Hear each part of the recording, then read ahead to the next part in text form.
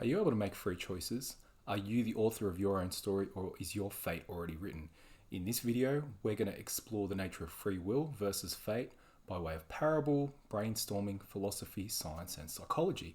So, whether you chose to click on the video or the algorithm pushed its tailor-made suggestions, or if being here is the extension of a larger equation, that of life itself, I encourage you to come on this journey. At the end of this video, we will give you a coherent, comprehensive, common sense answer that you can apply in the shaping of your own life.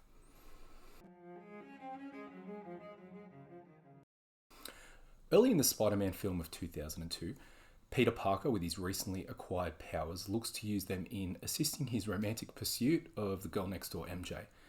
His desire sees him entering a wrestling competition, the prize money being his ticket to buying a car and winning the girl of his dreams. The following short comic-style animation is a flashback to a pivotal moment in the movie.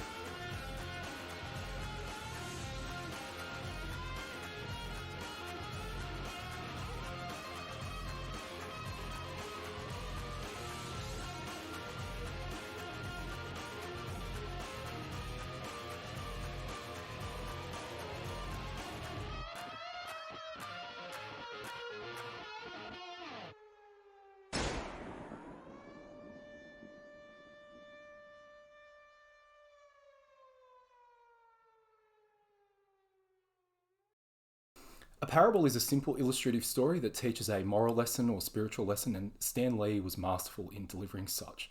He deeply understood archetypes and anthropomorphism in conjunction with knowledge of the human condition. In the scene depicted, Peter made a choice.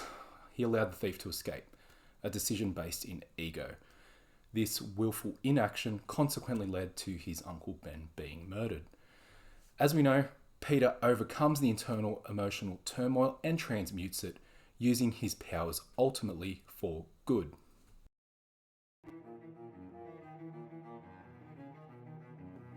So we're just going to do a quick brainstorm, and let's start with free will and see what words or phrases we can conjure up. It's a non-exhaustive list, so you may have other words you associate. So I've come up with desire, willing, ability, conscious, decisions, volition, aspiration, indeterminism, future not set in stone, flexible, likelihood, and choice. And these correlate with left brain concepts or principles. It's associated with randomness. Extreme leaning free will views lend themselves towards atheism. Now let's have a quick look at the word fate. Words and ideas include certainty, determinism, also known as classical causality, preordained, destiny, concrete, powerless, inevitable. Fate tends to embody the idea that all things that have preceded it form the basis for a fixed future, and overt belief in fate can lead to religious extremism. Words have inherent power, and understanding them helps to command them. If we dissect the word decide, we find it originates from the Latin verb decidere, which means to cut off or to settle. The de or de part meaning off, and cidere meaning to cut. The word decision draws distinct similarities with the word incision, a type of cut, and precision, to do something with laser-like accuracy. The word decision literally is the act of cutting off all other options. It is the narrowing down and intense focus to deliberate a moment. It corresponds with the process of apophasis. Clear decision-making when aligned with right actions is powerful when applied to our lives. Ancient Egyptian and Greek philosophers postulated an atomistic worldview. They had an incredible understanding of mathematics, shape and form, plus factors at the micro level. Also, as detailed in the Kybalion, they grasped the principle of vibration. Greek philosopher Aristotle recognized that a deterministic worldview at face value posed a threat to our intuitive free will. He argued that some form of randomness must exist in the universe if our actions are to be free. And Aristotle is noted as stating, where it is in our power to act, it is also in our power not to act. American philosopher Robert Caine accepted alternative possibilities in conjunction with an individual bearing what he termed ultimate responsibility, i.e., their willing actions.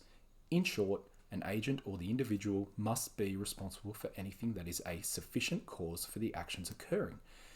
In his paper, Agent Causation, Timothy O'Connor states, and I quote, "The decision I make is no mere vector sum of internal and external forces acting upon me during the process of deliberation. Rather, I bring it about directly, you might say, in response to various considerations. I am the source of my own activity, not merely in a relative sense, the most proximate and salient locus of an unbroken chain of causal transactions leading up to this event, but fundamentally in a way not prefigured by what had gone before." And author C.S. Lewis. Because free will, though it makes evil possible, is also the only thing that makes possible any love or goodness or joy worth having. And 18th century German writer Johann Wolfgang von Goethe elegantly wrote, "The moment one definitely commits oneself, then providence moves too. Whatever you think you can do or believe you can do, begin it. Action has magic, power, and grace." I recommend that you research the double slit experiment, or what is otherwise known as the observer effect. The animation shown is depicting the experiment. If you wish to research it further, I encourage you to put on your autodidactic hat and search with the online tools at your disposal. I'll link one website below which has an explanation. The experiment adds weight to 1. The presence of a conscious observer, and 2. The past being a collapsed wave function. The American theoretical physicist Sean Carroll states, "The rule is this. Whenever we measure an observable, whatever the wave function was before the measurement, it immediately collapses onto some definite value of the quantity being observed. The new post-collapse wave function then evolves according to Schrodinger's equation until it is observed and collapses again." End quote. Wave function collapse is the moment a quantum system's many possibilities reduce to one observed reality. The past is something that has occurred, point in fact. You, in actual fact, exist here and now. The future is open to potential outcomes and possibilities. Nobel Prize winner Werner Heisenberg was a theoretical physicist and, on a side note, was notably influenced by Johann Wolfgang von Goethe's writings. Now, Werner conceptualized the Heisenberg uncertainty principle, which describes systems of elements, particles, and wave-like functions. The principle concluded that it is physically impossible to give a complete statement of facts at any given instant for the entire universe. A combination of both Erwin Schrödinger's and Werner Heisenberg's work in quantum mechanics contributed to the development of Hilbert space formalism, which could determine outcomes through probabilistic rules used for modelling and predicting quantum behaviour. But models and predictions are just that. It may closely resemble outcomes, predict accurately on occasion, but exhibit inaccuracies also. It's also worth remembering that maths in and of itself is an abstract construct. It doesn't deal with physical entities, but with idealized structures, patterns, and logical relationships. Philosophy and science permeate into popular culture, and the architect scene in the Matrix Reloaded film underpins the previously mentioned concepts. The architect says to Neo, "Your life is the sum of a remainder of an unbalanced equation inherent to the programming of the Matrix. You are the eventuality of an anomaly which, despite my sincerest efforts, I have been unable to eliminate from what is otherwise a harmony of mathematical precision." And the dialogue continues between the two, to which Neo ultimately states, "Choice. The problem is choice.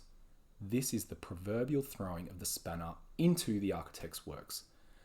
Whilst human beings can be habitual and programmed to a degree, I am in favour of mathematical physicist Roger Penrose's proposition that quantum mechanics, particularly the collapse of the wave function, may play a crucial role in consciousness. He suggests that the brain doesn't act like a deterministic machine, but through quantum level processes which could explain creativity, intuition, and the unity of conscious experience, elements he believes machines can never replicate. Ultimately, he asserts that consciousness is not algorithmic and that current computational models are insufficient to explain the richness of human thought.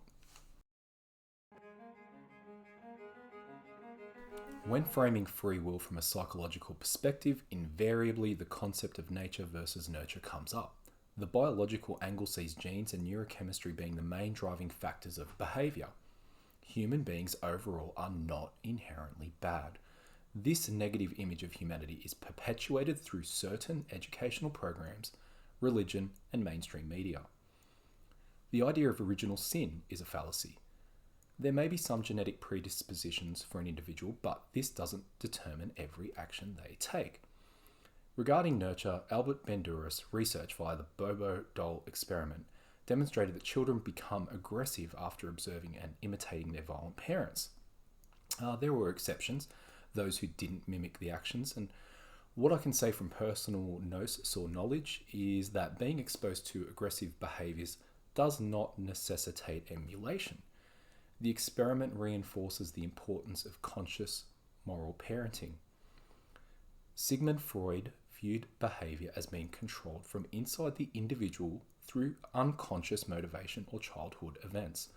But he also believed people could gain freedom by bringing unconscious conflicts to awareness and in turn overcome those psychological determinants. Physiologist Ivan Pavlov conducted experiments with dogs using the stimuli of food and sounds. He was able to initiate a conditioned response in conjunction with the ringing of a bell. Now, human brains differ from a dog's brain significantly. However, Dutch psychologist Joost Malou refers to the Pavlovian experiment in his book Rape of the Mind, and he drew comparisons to conditioned behavioural responses in prisoners of war which were initiated by totalitarian mind control techniques used by their captors. Whilst the mind can crack under immense repetition and pressure, there are those who have proven they will not break.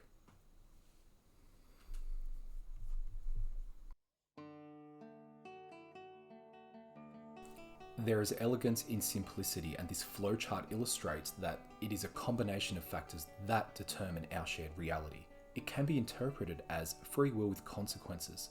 Free will is a universal condition that has been granted to us each. It is bestowed by the Creator, God, or the All, whichever term you're comfortable with. Abuse of free will can lead to totalitarianism. Overt, egoic, selfish pursuits of desire lead to the belief the individual is God or can rule over others, and it bears the hallmarks of atheism. A belief that there is no underlying intelligence in the makeup of this universe is based in ignorance. Additionally, science, the five senses, and its technological extensions and gadgetry do not explain the intricacies of all phenomena.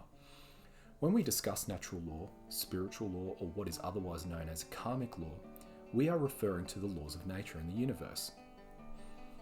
Whether it's gravity, properties of light, laws of thermodynamics, and conservation, there is cause and effect.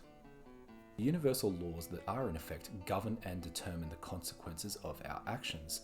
Aligning our actions with natural law, ensuring our actions are right, moral, and do not cause harm to other sentient beings is key to true peace and harmony. Ignoring it leads to peril. Apathy and submissiveness lead to slavery. Embracing balance and traversing the middle path entails self-mastery, internal monarchy, pursuit of truth, a healed worldview, self-respect, and respect for others.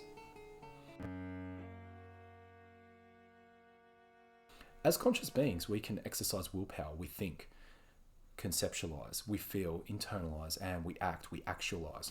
Causation on the part of the agent, us, intelligent beings, can coexist with properties inherent in nature and the universe.